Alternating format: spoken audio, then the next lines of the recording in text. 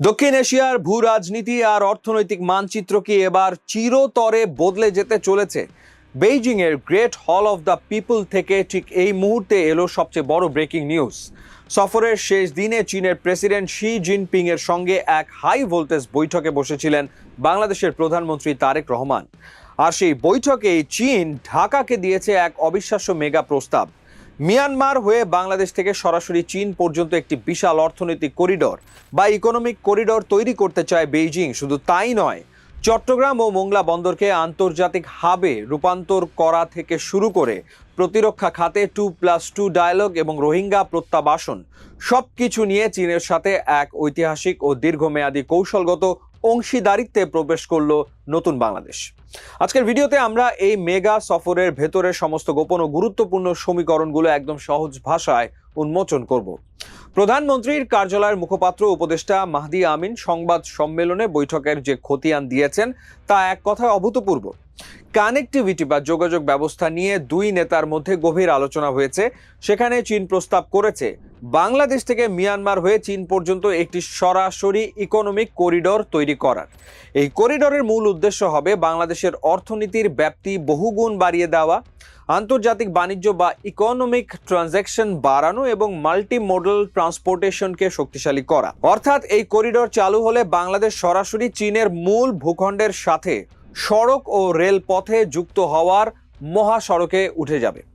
এই করিডরকে সফল করতে সাগরের নিয়ন্ত্রণও জরুরি, আর তাই চীন সরাসরি আগ্রহ দেখিয়েছে বাংলাদেশের প্রধান দুই সমুদ্র বন্দর চট্টগ্রাম এবং মোংলা বন্দরের আধুনিকায়নে কাজ করতে।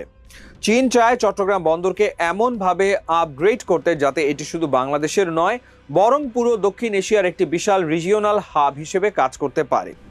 একই সাথে মোংলা পোর্টকে আরও বেশি প্রোগ্রেসিভ এবং সার্ভিস ওরিয়েন্টেড করতে কারিগরি ও অবকাঠামোগত উন্নয়ন করবে চীন। শুধু তাই নয়, বহুল আলোচিত তিস্তা মহাপরিকল্পনা ও দেশের নদী ব্যবস্থাপনায়ও চীন তাদের সর্বাত্মক সহযোগিতার কথা পুনর্ব্যক্ত করেছে। তবে এই সফরের সবচেয়ে বড় চমক লুকিয়ে আছে ভূ রাজনীতি এবং প্রতিরক্ষায়।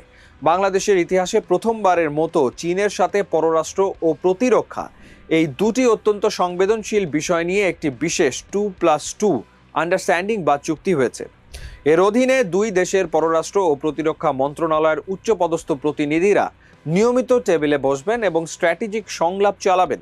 সবচেয়ে বড় কথা, বাংলাদেশের সভারেন্টি বা সার্বভৌমত্ব, স্বাধীনতা এবং টেরিটোরিয়াল ইন্টিগ্রিটিকে পূর্ণ সম্মান জানিয়ে চীন স্পষ্ট ভাষায় বলেছে, গণতান্ত্রিক ব্যবস্থায় বাংলাদেশে যেভাবে গণমানুষের আকাঙ্ক্ষার বহিঃপ্রকাশ ঘটে একটি নতুন সরকার এসছে, তার স্বাধীন ও সার্বভৌম পররাষ্ট্রনীতিকে বিশ্বের প্রতিটি দেশের সম্মান জানানো উচিত।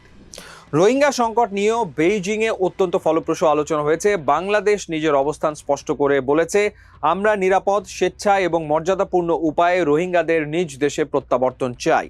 চীন এ বিষয়ে সরাসরি কথা দিয়েছে যে মিয়ানমারের সাথে যে কোনো দ্বিপাক্ষিক ডায়ালগে চীন মধ্যস্থতাকারীর ভূমিকা পালন করবে এবং এই সংকট সমাধানে সর্বাত্মক ফ্যাসিলিটেট করবে। পাশাপাশি বৈশ্বিক মঞ্চে শক্তিশালী অর্থনৈতিক জোট ব্রিক্সের মেম্বারশিপ বা সদস্য পদের জন্য বাংলাদেশ যখন আবেদন করবে, চীন সেই পদক্ষেপকে স্বাগত জানাবে এবং পূর্ণ সমর্থন দেবে বলেও আশ্বাস দিয়েছে। এর বাইরে স্বাস্থ্য খাতে রোবোটিক সার্জারি হাসপাতাল প্রতিষ্ঠা, শিক্ষা ব্যবস্থায় তৃতীয় ভাষা হিসেবে ম্যান্ডারিন বা চীনা ভাষাকে অগ্রাধিকার দেওয়া এবং বাংলাদেশিদের জন্য চীনের ভিসা প্রসেসিং সহজ করার বিষয়েও বড় অগ্রগতি হয়েছে। মালয়েশিয়া সফর শেষ করে ওয়ার্ল্ড ইকোনমিক ফোরামের সামার দাভোস এবং এরপর বেইজিংয়ে চীনের শীর্ষ নেতৃত্বের সাথে প্রধানমন্ত্রী তারেক রহমানের এই মেগা সফর বাংলাদেশের কূটনীতিতে এক নতুন যুগের সূচনা করল। মিউচুয়াল ট্রাস্ট, আত্মনির্ভরতা ও পারস্পরিক সম্মানের মধ্য দিয়ে বাংলাদেশ এখন এক স্বাধীন পররাষ্ট্রনীতির পথে এগোচ্ছে। আপনার কি মনে হয়, মিয়ানমার হয়ে চীন পর্যন্ত এই অর্থনৈতিক করিডর কি বাংলাদেশের অর্থনীতিকে বদলে দিতে পারবে? আর প্রতিরক্ষায় চীনের সাথে এই 2+2 চুক্তিকে আপনি কিভাবে দেখছেন? কমেন্ট বক্সে আপনার মূল্যবান মতামত আমাদের জানান।